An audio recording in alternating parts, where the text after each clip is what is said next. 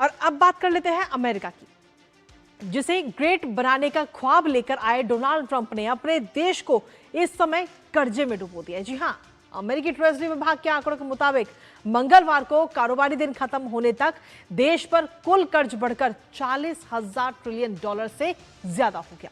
और यह आंकड़ा दुनिया की सबसे बड़ी अर्थव्यवस्था के सामने खड़ी वित्तीय चुनौती को दर्शाता है। अब ऐसे में लगातार बढ़ता हुआ बजट घाटा और सरकारी खर्च और कर्ज पर बढ़ता हुआ ब्याज अब अमेरिकी अर्थव्यवस्था के लिए गंभीर चिंता का विषय भी बनता जा रहा है। इन सबके बीच दिलचस्प बात यह है कि जो बाइडेन की भर भर कर बुराई करने वाले डोनाल्ड ट्रंप के राज में उनकी ही तरह अमेरिका पर कर्ज बढ़ा है। जानेंगे अपडेट अपने सहयोगी से, उससे पहले आपको दिखाते हैं अमेरिका पर कर्ज का पहाड़। तो अमेरिका पर यह कर्ज का पहाड़ लगातार इस समय बढ़ता जा रहा है। पहली बार 40 ट्रिलियन डॉलर के पार जो कर्ज है वो इस समय हो चुका है और पहली बार ऐसा हुआ है 10 साल में। अमेरिका का कर्ज की अगर हम बात करें तो वो डबल हो गया है, दोगुना हो गया है। इसके साथ ही हर 5 महीने में 1 ट्रिलियन डॉलर का जो कर्ज है वो अमेरिका के ऊपर बढ़ता जा रहा है।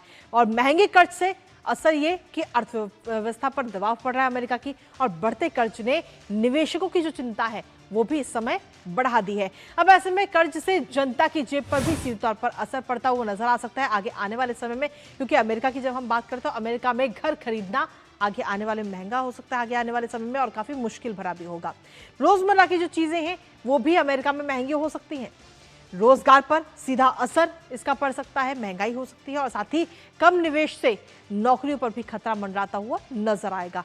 तो देखिए, अगर किसी भी देश पर बोझ पड़ता है कर्ज का तो वो उसका असर किस तरीके से आम जनता पर पड़ता है वो हमने आपको बताया। लेकिन इस कर्ज बढ़ने के पीछे जो प्रमुख वजह है वो भी जानना बेहद जरूरी है, क्योंकि प्रमुख वजह है भारी सरकारी खर्च, सबसे प्रमुख वजह। इसके साथ ही जो योजनाएं सरकार की तरफ से चलाई जा रही हैं उन योजनाओं पर भी जो खर्च लगातार बढ़ रहा है वो भी एक मुख्य वजह के तौर पर इस समय देखा जा रहा है। रक्षा बजट, क्योंकि रक्षा बजट में ज्यादा ब्याज खर्च आ रहा है जिसकी वजह से ये कर्ज बढ़ रहा है, और इसके साथ ही टैक्स कटौती से राजस्व में कमी अमेरिका के अंदर हो रही है। और इसी पर ताजा अपडेट लेते हैं। हमारे साथ में हमारे सहयोगी अखिलेश सुमन इस वक्त जुड़ गए हैं, सीधा उनका रुख करेंगे। अखिलेश, पिछले 5 साल में अगर हम देखें तो अमेरिका के ऊपर जो कर्ज था वो इस समय डबल हो चुका है, अभी तक का सबसे ज्यादा कर्ज में डूबा हुआ है अमेरिका। देखिए, निश्चित तौर पे कर्ज में डूबा हुआ है अमेरिका, और ये बात निश्चित तौर पे अमेरिका के लोगों के लिए चिंता की बात है। लेकिन इसमें एक अहम बात ये समझने का है कृतिका कि ये जो डेट है, ये जो उनका कर्ज है वो डॉलर में ही कर्ज है और अमेरिका ही डॉलर छापता है। तो ये विशेषज्ञों का यह मानना है कि एक बहुत बड़ी समस्या नहीं है अमेरिका की। और जब वे विश्लेषण करते हैं तो उसमें खास बात ये कहते हैं कि देखिए, जब कोविड-19 पैंडेमिक हुआ था उस समय अमेरिका को बहुत सारे जो है रियायतें देनी पड़ी थी। उसके अलावा जो बाइडेन के समय में भी कोविड पैंडेमिक रहा था उस समय भी वो कर्ज जो है वो बढ़ता गया।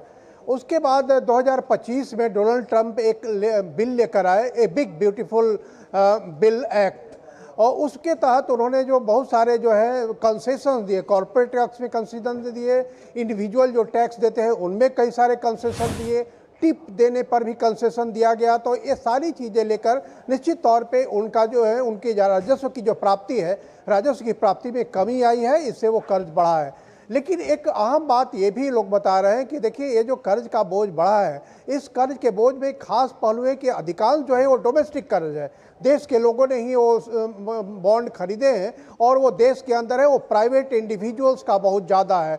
तो इसलिए अमेरिका की नीति पे, अमेरिका के किसी प्रोग्राम पे इसका असर पड़ेगा या उसकी संप्रभुता पे कोई असर पड़ेगा, इस बात का कोई खतरा नहीं है। और कुछ लोग यह भी बताते हैं कि देखिए, अमेरिका में जो ये टैक्स का बर्डन है, वो टैक्स का बर्डन अगर वो इंफ्रास्ट्रक्चर की बेहतरी के लिए खर्च हो रहा है तो निश्चित तौर पे इसे माना यह जाता है कि ये पॉजिटिव है, और इस पॉजिटिव काम को उसको नेगेटिव तरीके से नहीं लेना चाहिए। तो निश्चित तौर पे जो ट्रेजरी का जो कैलकुलेशन है, ट्रेजरी का कैलकुलेशन निश्चित तौर पे बहुत ही गंभीर चिंता की बात है, और डोनाल्ड ट्रंप ने इसके बारे में एक चिंता व्यक्त भी की है। लेकिन हालांकि उन्होंने यह भी कहा है कि अब लोगों को टैक्स कम देना पड़ेगा।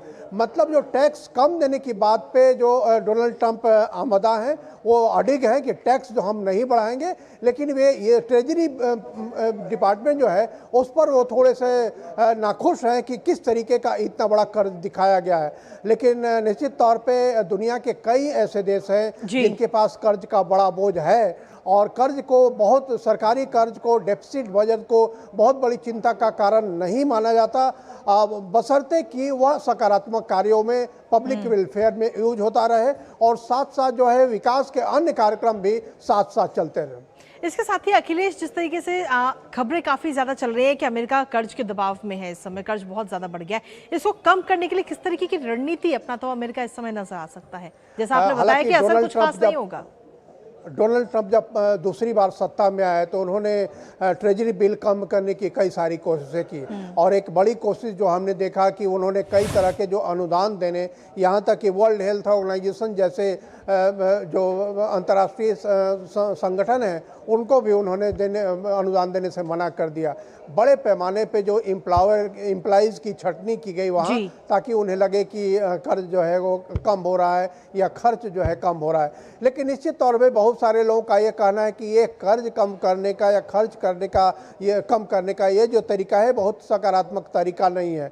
सबसे महत्वपूर्ण बात ये होती है कि आप अपने डोमेस्टिक प्रोडक्शन को बढ़ाइए और इसीलिए जो हम बार बार ये सुनते हैं डोनाल्ड ट्रंप की तरफ से कि मेक इन अमेरिका में वो चाहते हैं कि मैन्युफैक्चरिंग हो। दुनिया के सभी जो बड़े बड़े पूंजीपति हैं उनको वो अपने यहाँ आने का निमंत्रण दे रहे हैं, उन्हें कह रहे हैं कि आप अमेरिका में बनाइए। तो ये सब सारे तरीके हैं, मुझे लगता है कि डोनाल्ड ट्रंप इस बात की गंभीरता को समझ रहे हैं और इसीलिए डोमेस्टिक मैन्युफैक्चरिंग को बढ़ाने पर जोर दे रहे हैं, ताकि वो डोमेस्टिक मैन्युफैक्चरिंग बढ़ेगी तो उससे ज़्यादा लोगों को एम्प्लॉयमेंट मिलेगा। अगर एम्प्लॉयमेंट लोगों को मिलेगा और उसके बाद डोमेस्टिक मैन्युफैक्चरिंग से अगर निर्यात बढ़ेगा तो निश्चित तौर पे कर्ज का बोझ कम होगा और उनकी आमदनी बढ़ेगी। तो यह एक तरीका होता है जो दुनिया के सभी देशों के महत्वपूर्ण होता है। निर्यात बढ़ाएं, अपने यहाँ एम्प्लॉयमेंट बढ़ाएं, अपने यहाँ मैन्युफैक्चरिंग बढ़ाएं और जो नकारात्मक खर्च है वो नकारात्मक खर्च कम हो। चलिए, बहुत बहुत शुक्रिया तमाम जानकारी और अपडेट्स हमारे साथ साझा करने के लिए अखिलेश, इस महत्वपूर्ण खबर से जुड़े हुए और इसी के साथ